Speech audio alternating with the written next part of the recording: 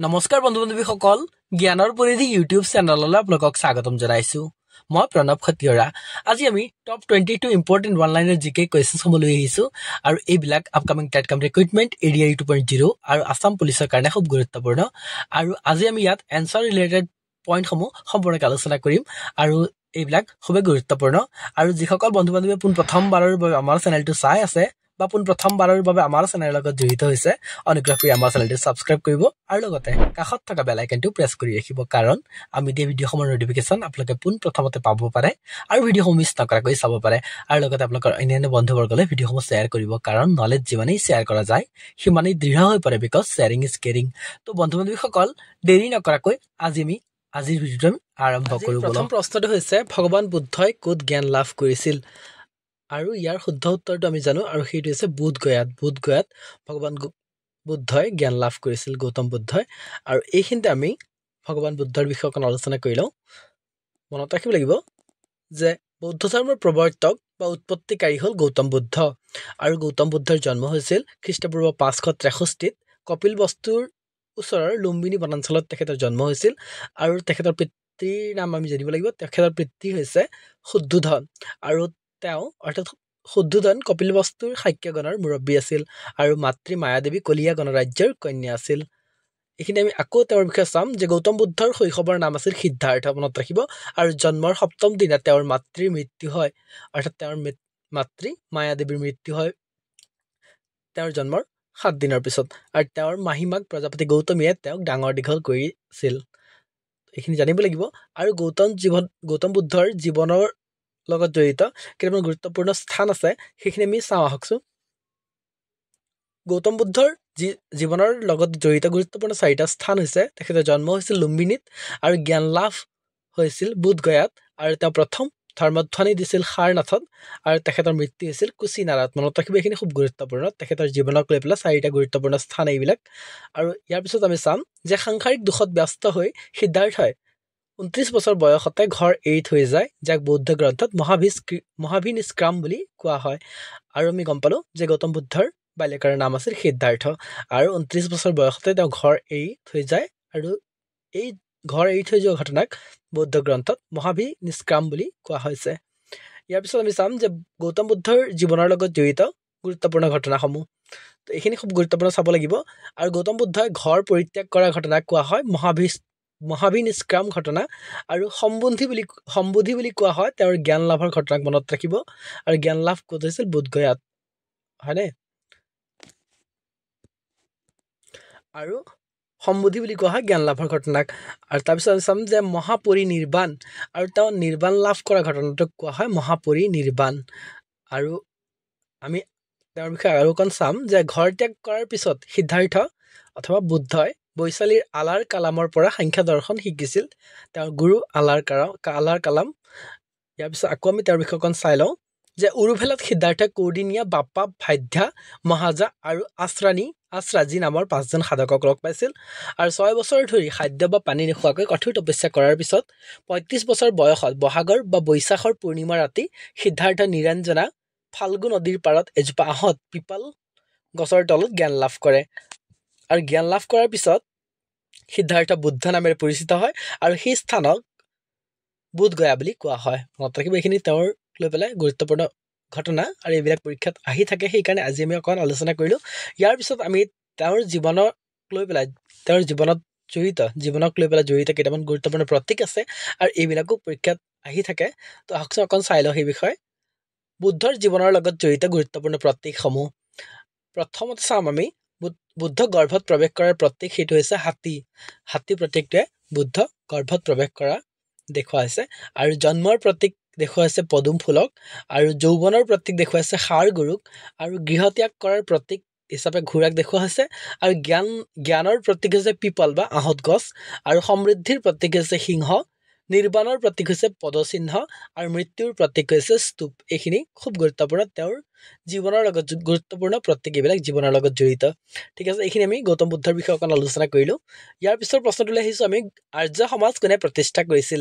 আৰু ইয়াৰ উত্তৰটো আমি জানোৱেই নহয়নে তেওঁ হৈছে স্বামী দয়ানন্দ সৰস্বতী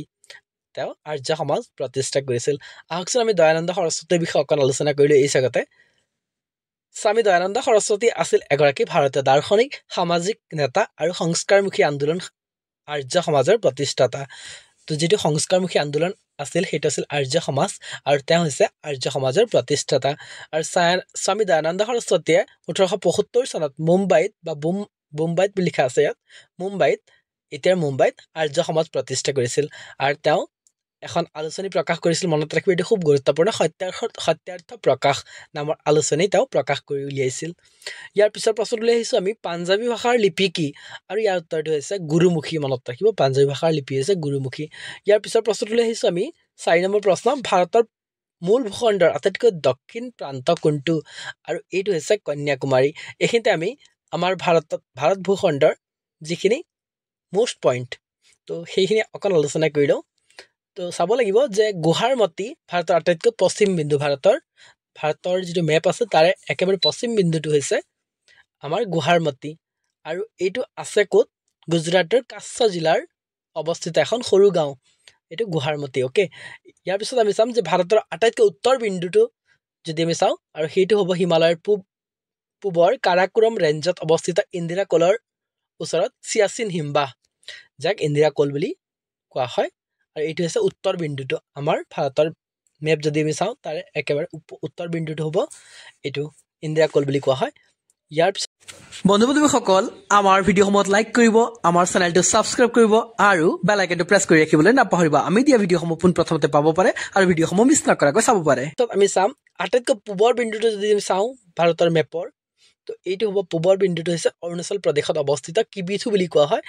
আৰু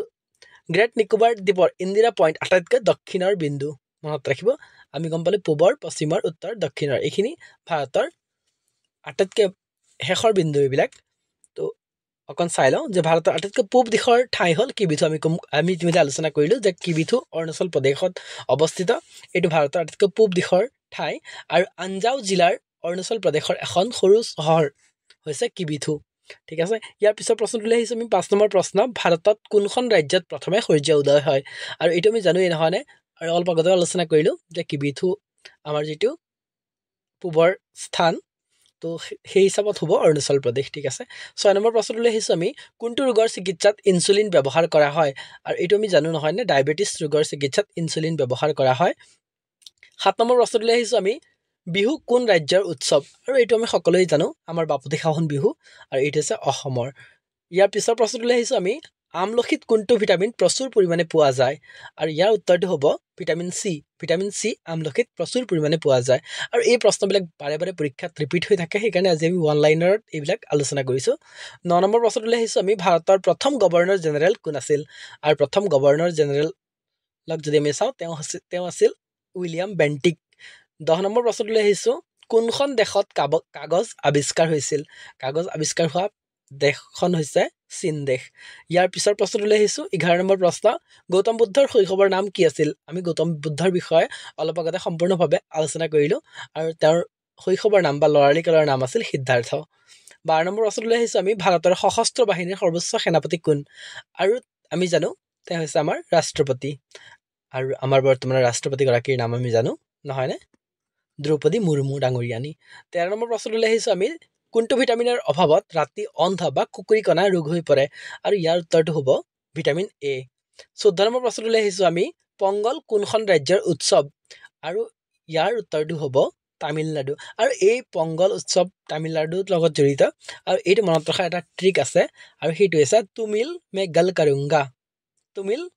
গল কাৰুঙ্গা মানে তামিলনাডু আৰু পংগল ঠিক আছে তেনেকৈ আমি মনত ৰাখিব পাৰিম 15 নম্বৰ প্ৰশ্নটো আহিছে আমি গিদ্ধা আৰু ভাংৰা কোন ৰাজ্যৰ লোকনৃত্য আৰু এইটো আমি জানোই নহয়নে আৰু এইটো হৈছে পাঞ্জাবৰ গিদ্ধা আৰু ভাংৰা এইখিনি পাঞ্জাবৰ লোকনৃত্য 16 নম্বৰ প্ৰশ্নটো আহিছে আমি টেলিভিছন কোনে আৱিষ্কাৰ কৰিছিল আৰু ইয়াৰ উত্তৰটো হ'ব জন লজি বেয়াৰ্ড তেওঁ টেলিভিছন আৱিষ্কাৰ কৰিছিল 17 নম্বৰ প্ৰশ্নটো আহিছে আমি ভাৰতৰ প্ৰথম নাৰী শাসক বা মহিলা শাসক কোন আছিল আৰু তেওঁ আছিল ৰাজিয়া সুলতান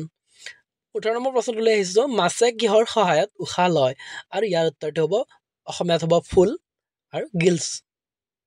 মাছে ফুলৰ সহায়ত বা গিলছৰ সহায়ত উশাহ লয় ইয়াৰ পিছৰ প্ৰশ্নটো আহিছো 19 নম্বৰ প্ৰশ্ন ইনকলাব জিন্দাবাদ শ্লোগান কোনে দিলে বা কোনে দিছিল আৰু ইয়াৰ উত্তৰটো হ'ব ভগত সিঙে ইনকলাব জিন্দাবাদ শ্লোগানটো দিছিল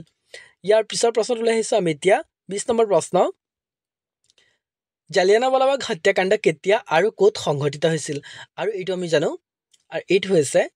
অমৃতসৰত 1919 চনত অমৃতসৰত জালিয়ানাৱালাবাগ হত্যাকাণ্ড সংঘটিত হৈছিল মনত ৰাখিব লাগিব খুব গুৰুত্বপূৰ্ণ এইটো ইয়াৰ পিছৰ প্ৰশ্নটোলৈ আহিছোঁ আমি খুজৰাহু ক'ত অৱস্থিত আৰু ইয়াৰ উত্তৰটো হৈছে মধ্যপ্ৰদেশত খুজৰাহু অৱস্থিত আৰু অসমৰ খুজৰাহু বুলি ক'লে আমি জানো যে মদন কামদেৱক অসমৰ খুজৰাহু বুলি কোৱা হয় ঠিক আছে 22 নম্বৰ প্ৰশ্নটোলৈ আহিছোঁ আমি জাপানৰ ওপৰত কেতিয়া পাৰমাণৱিক বোমা নিক্ষেপ কৰা হৈছিল আৰু ইয়াৰ উত্তৰটো হ'ব 1945 চনত তো বন্ধু বান্ধৱীসকল আজি আমি টোটেল 22 অৰ্থাৎ 22টা টপ ইম্পৰ্টেণ্ট ওৱান লাইনাৰ কুৱেশ্যনসমূহ আলোচনা কৰিলোঁ আৰু যিবিলাক